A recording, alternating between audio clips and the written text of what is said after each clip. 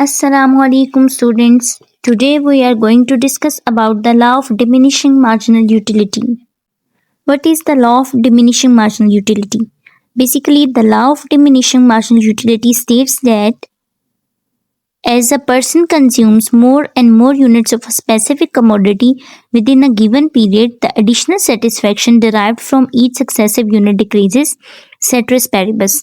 Law of diminishing marginal utility हमें ये बताता है कि अगर कोई पर्सन या कोई कंज्यूमर कोई चीज़ कंज्यूम करता है और वो जब उसे लेता है, कोई चीज़ यूज़ करता है, खाता है या पीता है, कंज्यूम करता है, तो जैसे जैसे वो उस चीज़ का यूनिट बढ़ाता जाता है, उसकी मार्जिनल यूटिलिटी है, उसकी सेटिस्फेक्शन कम होती जाती है। अगर सेट्रिस पेरिबस हो यानी कि बाकी चीज़ें सेम रहें, other factors remaining the same. चलिए इसे एक एग्जाम्पल से समझते हैं। फॉर एग्जाम्पल, आप बहुत ज़्यादा हंग्री हैं, आपको बहुत ज़्यादा भूख लगी है, so think about eating samosas. आप सोचते हैं कि हम समोसों की एग्जाम्पल ले लेते हैं। देखिए, आपने पहला समोसा खाया, आपको बहुत ज़्यादा भूख लगी हुई थी। समोसे को खाने के बाद आपको बहुत ज़्यादा सेटिस्फेक्शन मिली, आपको पुरसकून फील हुआ, आपकी मार्जिनल यूटिलिटी काफ़ी हाई रही। जब आपने सेकंड समोसा खाया तो अब आपको सेटिस्फेक्शन तो मिली, बट आपको पहले समोसे से कम सेटिस्फेक्शन मिली, क्योंकि अब आपका पेट थोड़ा सा भर गया था और आपकी जो भूख है वो थोड़ी सी उसकी शिद्दत कम हो गई थी, तो आपको पहले की निस्बत थोड़ी सी कम सेटिस्फेक्शन मिली। फिर आपने थर्ड समोसा खाया, उसमें क्या हुआ कि और भी ज़्यादा कम सेटिस्फेक्शन मिली, यानी मार्जिनल यूटिलिटी और भी ड्रॉप हो गई। फिर आपने फोर्थ समोसा खाया तो आपको हैवी फील हुआ, आपका पेट फुल हो चुका था और अब आपको कोई सेटिस्फेक्शन नहीं मिली, आपकी मार्जिनल यूटिलिटी ज़ीरो रही, क्योंकि आपका जो हंगर थी वो आपकी सेटिस्फाई हो चुकी थी। लेकिन फिर भी आप जो है वो बाज नहीं आया, आपने कहा मैं एक और समोसा खाऊंगा। जब आपने फिफ्थ समोसा खाया तो उसके बाद क्या हुआ, उसने आपके ऊपर उल्टा असर डाला, उसकी वजह से आप बीमार हो गए, आपको वोमिटिंग होगी क्योंकि ओवर ईटिंग हो गई। सो यहाँ पे मार्जिनल यूटिलिटी जो है वो नेगेटिव हो गई। सो जैसे जैसे हम कोई यूनिट कंज्यूम करते हैं, पहले मार्जिनल यूटिलिटी कम होती जाती है, फिर एक पॉइंट पर आकर ज़ीरो हो जाती है, यानी कि आपको वो चीज़ खाने से कोई सेटिस्फेक्शन नहीं मिल रही, और एक पॉइंट फिर ऐसा आता है कि वो नेगेटिव हो जाती है, यानी कि वो आपके ऊपर बुरा असर डाल रही है, नेगेटिव इम्पैक्ट डाल रही है। सो इन सिंपल वर्ड्स, एक एक्स्ट्रा समोसा खाने से आपकी सेटिस्फेक्शन कम होती गई और कम होती गई, और फिर एक पॉइंट ऐसा आया कि आपकी सेटिस्फेक्शन बिल्कुल ज़ीरो हो गई और उसके बाद नेगेटिव होगी। इसी को डिमिनिशिंग मार्जिनल यूटिलिटी कहते हैं, क्योंकि वो मार्जिनल यूटिलिटी टाइम के साथ साथ डिक्रीज हो रही है। Okay, with the help of table अब हम डिमिनिशिंग मार्जिनल यूटिलिटी को समझेंगे।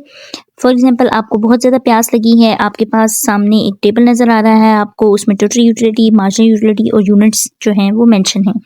जब आप फर्स्ट ग्लास ऑफ वाटर पियेंगे तो आपको 20 टोटल यूटिलिटी मिली है, मार्जिनल यूटिलिटी भी 20 है। सेकंड के आपको टोटल यूटिलिटी इंक्रीज हुई है और सेकंड ग्लास में मार्जिनल यूटिलिटी 12 हो गई है। अब आप इस टेबल को और से देखें, टोटल यूटिलिटी पहले 20 थी, फिर 32, फिर 40, 42 हुई, फिर 42 हुई, देन डिक्रीज हो गई। जबकि उसके ऑपोजिट में क्या हुआ, मार्जिनल यूटिलिटी पहले 20 थी, देन 12 हुई, देन 8 हुई, देन 2, देन 0, देन -3, यानी कि मार्जिनल यूटिलिटी डिक्रीज होते होते 0 पर गई और उसके बाद नेगेटिव हो गई। Basically in the given table, first glass of water gives 20 utils, marginal utility 20, then second glass से 12 हुई, पहले से कम हो गई, देन 8 फिर कम हो गई, देन 2 से भी कम हो गई, यानी कि एक्स्ट्रा सेटिस्फेक्शन जो है वो अब आपको कम मिल रही है। Then fifth glass of water पीने से एडिशनल सेटिस्फेक्शन 0 हो गई है। जब उसने छठा ग्लास पिया है पानी का तो अब उसका वो ओवर हो गया है, डिस्कम्फर्ट फील हो रही है, उसको वोमिट हो रही है क्योंकि उसने बहुत ज़्यादा पानी पी लिया है, सो ये नेगेटिव में चली गई है। सो हर एडिशनल यूनिट के साथ मार्जिनल यूटिलिटी फॉल हुई है, देन 0 हुई है, देन नेगेटिव हो गई है।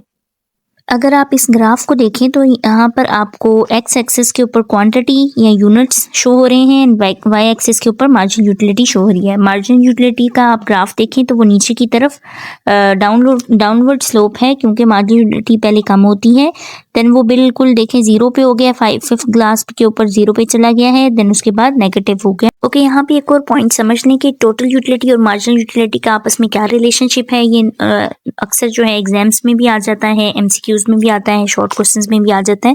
तो आप लोगों ने याद रखना है, जब जब मार्जिनल यूटिलिटी पॉजिटिव होती है तो टोटल यूटिलिटी इंक्रीज हो रही होती है, जब मार्जिनल यूटिलिटी 0 पे होती है तो टोटल यूटिलिटी मैक्सिमम होती है, यानी कि इससे ज़्यादा वो नहीं बढ़ेगी, और जब मार्जिनल यूटिलिटी नेगेटिव होती है तो टोटल यूटिलिटी डिक्रीज होना शुरू हो जाती है। ये इनका रिलेशनशिप है, ये आप लोगों ने याद रखना है, ये बहुत इंपॉर्टेंट है। ये आप टेबल और ग्राफ की तरफ देखें तो ये टेबल आपको ये शो कर रहा है कि 0 से लेकर 7 तक यूनिट्स ली हैं। जब 1 यूनिट लिया है तो टोटल यूटिलिटी 20 थी, मार्जिनल भी 20 थी। जैसे जैसे यूनिट इंक्रीज हो रहे हैं टोटल यूटिलिटी इंक्रीज हो रही है बट मार्जिनल यूटिलिटी डिक्रीज हो रही है। 5th यूनिट के ऊपर आके टोटल यूटिलिटी मैक्सिमम हो गई है क्योंकि पहले भी 50 थी, अब भी 50 है, अब इससे ज़्यादा नहीं बढ़ी। यहाँ पे टोटल यूटिलिटी मैक्सिमम है और मार्जिनल यूटिलिटी 0 है। उसके बाद 6-7 यूनिट के ऊपर अगर आप देखें तो टोटल यूटिलिटी डिक्रीज हो रही है और मार्जिनल यूटिलिटी नेगेटिव हो गई है। अब इसी तरह अगर आप इसका ग्राफ देखें तो टोटल यूटिलिटी शुरू में इंक्रीज हो रही है जबकि मार्जिनल यूटिलिटी डिक्रीज हो रही है। फिर जहाँ पे टोटल यूटिलिटी मैक्सिमम हुई है वहाँ पे मार्जिनल यूटिलिटी 0 हो गई है।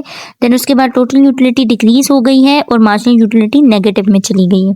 ओके, अब वापस आ जाएं law of diminishing marginal utility के ऊपर। वो लॉ हमने पढ़ लिया है, अब इसकी अजम्पशंस देख लेते हैं कि इसकी क्या क्या अजम्पशंस हैं, ये लॉ किन अजम्पशंस के अंदर वर्क करता है। फर्स्ट इसकी एग्जांपल है कि कंज्यूमर जो है वो रैशनल हो, कंज्यूमर रैशनली एक्ट करेगा और वो अपना उसका एम यही होगा कि वो अपनी सेटिस्फेक्शन को मैक्सिमाइज करे। होमोजीनियस यूनिट्स होने चाहिए। All units of the commodity consumer identical in size, quality and form. आप कोई भी यूनिट जो कंज्यूम करें, फॉर एग्जांपल अगर समोसा ले रहे हैं या ग्लास ऑफ वाटर ले रहे हैं तो वो सेम एक जैसा हो। ये ना हो कि पहली दफ़ा आपने ग्लास ऑफ वाटर लिया है, नेक्स्ट यूनिट में आपने जग ले लिया है पूरा पानी का, तो वो फिर ये वर्क नहीं करेगा लॉ। एक जितनी क्वांटिटी हो, अगर पहले एक ग्लास ऑफ वाटर लिया है तो सेकंड भी एक ग्लास ऑफ वाटर ही होना चाहिए। अगर पहले एक समोसा लिया है जिस साइज़ का तो सेकंड में भी उतने ही साइज़ का समोसा होना चाहिए, अदरवाइज ये लॉ फिर एप्लीकेबल नहीं होगा, ये वर्क नहीं करेगा।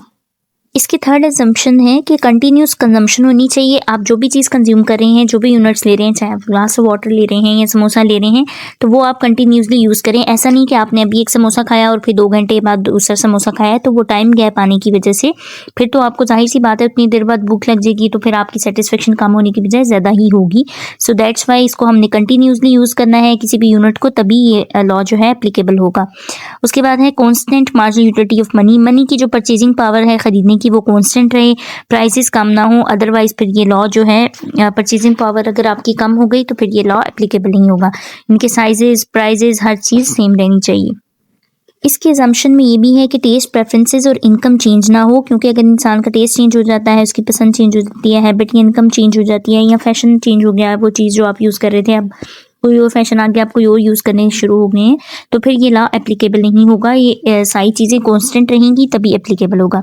सूटेबल क्वांटिटी एक सूटेबल हो, ऐसा ना हो कि आप एक जग मतलब आपने law of diminishing marginal utility को पढ़ना है और आप एक ग्लास ऑफ वाटर की ही एग्जांपल लेंगे, ये नहीं कि आप एक जग की एग्जांपल ले लें, क्योंकि अगर जब एक पर्सन थर्स्टी होगा वो एक जग पी लेगा तो दूसरे जग की उसके अंदर फिर गुंजाइश ही नहीं रहेगी। इसलिए यूनिट जो है ना तो बहुत बड़ा हो और ना ही बहुत छोटा हो, सूटेबल यूनिट हो। And last assumption is no change in price. Prices में चेंज ना हो, जो आप कमोडिटी यूज़ कर रहे हैं उसकी प्राइस कांस्टेंट रहे, प्राइस में चेंज ना हो, ताकि आपकी जो सेटिस्फेक्शन लेवल है वो कम या ज़्यादा ना हो। Limitation of law of diminishing marginal utility. इस लॉ की लिमिटेशंस क्या हैं, कहाँ कहाँ पे ये अप्लाई नहीं हो सकता। रेयर कलेक्शन में ये लॉ अप्लाई नहीं हो सकता, जैसे स्टैम्प्स या कॉइन्स वगैरह, क्योंकि वो तो वैसे ही रेयर हैं, तो वो जब कभी कभी आपको वो चीज़ मिलेगी तो मार्जिनल यूटिलिटी उसकी इंक्रीज ही होगी, डिक्रीज नहीं होगी। एडिक्टिव गुड्स के ऊपर ये नहीं होता, क्योंकि जो ड्रग्स होते हैं, अल्कोहल होते हैं, जो नशे के आदी होते हैं लोग, वो जितना भी नशा कर लें या जितना भी अल्कोहल या ड्रग्स यूज़ करें उन्हें सेटिस्फेक्शन ज़्यादा ही मिलती है, कम नहीं मिलती। सो दैट्स वाई इन लोगों के ऊपर या ऐसी चीज़ों के ऊपर भी ये लॉ अप्लाई नहीं होता। टेस्ट, फैशन, हैबिट वगैरह का इन्फ्लुएंस भी होता है, ये अगर हो तो फिर भी ये लॉ अप्लाई नहीं होता। और अगर कोई यूनिट बहुत ज़्यादा छोटा हो उस पर भी ये अप्लाई नहीं होगा, क्योंकि फॉर एग्जांपल अगर आप स्पून से वाटर पीना शुरू करेंगे, स्पून से पानी पीना शुरू कर देंगे, तो जाहिर सी बात है दूसरे तीसरे स्पून के बाद आपको सेटिस्फेक्शन ज़्यादा मिलेगी, कम नहीं मिलेगी, क्योंकि आपकी अभी प्यास नहीं बुझ रही। सो बहुत ज़्यादा स्मॉल यूनिट्स के ऊपर भी ये लॉ अप्लाई नहीं होता। टाइम गैप, अगर यूनिट्स लेने के दौरान जो है टाइम बहुत ज़्यादा आ जाए, यानी कि एक ग्लास आपने सुबह पिया और एक शाम को पिया पानी का, तो फिर ये लॉ अप्लाई नहीं होगा, क्योंकि टाइम गैप जब ज़्यादा होता है तो फिर ये लॉ अप्लाई नहीं होता। इसी तरह मनी के ऊपर ये लॉ इस तरह से अप्लाई नहीं होता कि अगर कोई कंजूस है तो वो जितनी भी मनी इकट्ठी करेगा, जमा करेगा, उससे ज़्यादा सेटिस्फेक्शन ही मिलेगी, उसकी मार्जिनल यूटिलिटी कम नहीं होगी, ज़्यादा ही होगी। सो दैट्स वाई यहाँ पे भी ये लॉ अप्लाई नहीं होगा। ओके, अब इकोनॉमिक्स में इस लॉ की क्या इंपॉर्टेंस है और क्या एप्लीकेशन है, इनके कहाँ कहाँ पे अप्लाई होता है और ये क्यों ज़रूरी है, क्यों इंपॉर्टेंट है। Basis of demand curve downward slope. जो हम कहते हैं ना डिमांड कर्व जो है वो डाउनवर्ड स्लोप है, डिमांड कर्व को हम नेगेटिव स्लोप लेते हैं ना, तो वो इसी लॉ से डिटेक्ट होता है। Helps in understanding consumer equilibrium, consumer की इक्विलिब्रियम की अंडरस्टैंडिंग के लिए ये लॉ आपको समझ आता है। ये लॉ गाइड करता है आपको। या अभी आगे आप हम एक और लॉ पढ़ेंगे, law of equity marginal utility, तो उसमें हम इसको डिटेल में देख लेंगे। इसके अलावा वेलफेयर इकोनॉमिक्स और प्रोग्रेसिव टैक्सेशन में हेल्प करता है ये लॉ। प्राइसिंग पॉलिसीज में ये लॉ यूज होता है, डिस्काउंट देना हो उसमें यूज होता है, क्योंकि एडिशनल यूनिट से लेस यूटिलिटी मिलती है तो उसके अकॉर्डिंग फिर डिस्काउंट को मैनेज किया जाता है, तो वहाँ पे भी ये लॉ अप्लाई होता है। अब मैं आपको एग्जाम पॉइंट ऑफ व्यू से कुछ टिप्स देने वाली हूँ। फर्स्ट टिप तो ये है कि relationship between marginal utility and total utility आपने अच्छी तरह से याद कर लेना है और समझ लेना है, क्योंकि अक्सर एमसीक्यूज में या फिर शॉर्ट क्वेश्चंस में ये जरूर आता है। दूसरा जो law of diminishing marginal utility हमने पढ़ा है, ये लॉन्ग क्वेश्चंस में आ सकता है एग्जाम्स में, और इसमें अगर ये आपके पास एग्जाम्स में आ जाए explain the law of diminishing marginal utility, तो आपने सबसे पहले इसकी डेफिनेशन लिखनी है, थोड़ा सा इसको एक्सप्लेन करना है with the help of table and diagram, graph और टेबल बनाकर आपने इसको एक्सप्लेन करना है। देन आपने इसकी लिमिटेशंस एंड अजम्पशंस लाजमी लिखनी है। ओके, इसके भी मार्क्स होते हैं, और अगर आप लिमिटेशंस एंड अजम्पशंस नहीं लिखेंगे तो फिर आपके मार्क्स डिटेक्ट होंगे। अक्सर बच्चे जो हैं वो सिर्फ लॉ को एक्सप्लेन कर देते हैं, ग्राफ भी बना लेते हैं, टेबल भी, बट लिमिटेशंस एंड अजम्पशंस नहीं लिखते, जिसकी वजह से उनके मार्क्स डिटेक्ट हो जाते हैं। अगर आपको आज का टॉपिक समझ आया है तो फॉलो करें एंड सब्सक्राइब करें क्यूरियस इकोनॉमिस्ट हब।